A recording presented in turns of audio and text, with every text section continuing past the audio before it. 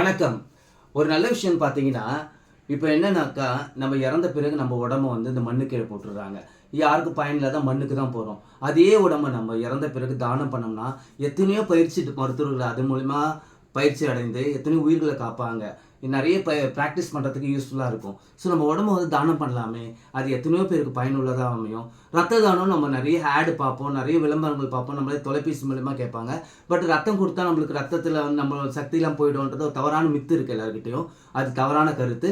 ரத்த தானம்ன்றது உடனடியா நம்ம ரத்தம் குடுத்த உடனே நம்ம உடம்பு மீண்டும் அந்த ரத்தம் பழைய ரத்தம் நமக்கு வந்துரும். ஸோ அதனால ரத்த தானமும் செய்வோம். உயிர்களை காப்போம். உடனடியாக யாருக்கு தேவைப்படுதோ நம்ம மூலியமாவும் பல உயிர்கள் உயிர் வாழ வேண்டும் என்று நினைத்து இந்த ரத்த தானம் செய்வோம். கண் தானமும் செய்வோம். கண் தானமும் நம்ம இறந்த பிறகு என்ன ஆகுதுன்னா, எத்தனையோ பேருக்கு நம்ம கண்கள குடுக்கறதுனால அவர்களுக்கு விழி கிடைக்கிறது. இந்த உலகத்தை பார்க்கறதுக்கான ஒரு வாய்ப்புக்கு ஏற்படுத்துகிறோம். அதனால இறந்த பிறகு நம்ம உடம்பையும், ரத்தத்தையும், கண்களையும் தானம் செய்வது மிக மிக சிறந்த வழி. இறந்த பிறகு ரத்த தானம் இல்ல, உயிரோடு இருக்கும்போது ரத்த தானம் பண்ணணும். இறந்த பிறகு உடல் தானம் பண்ணணும். ஓகேவா? Thank you.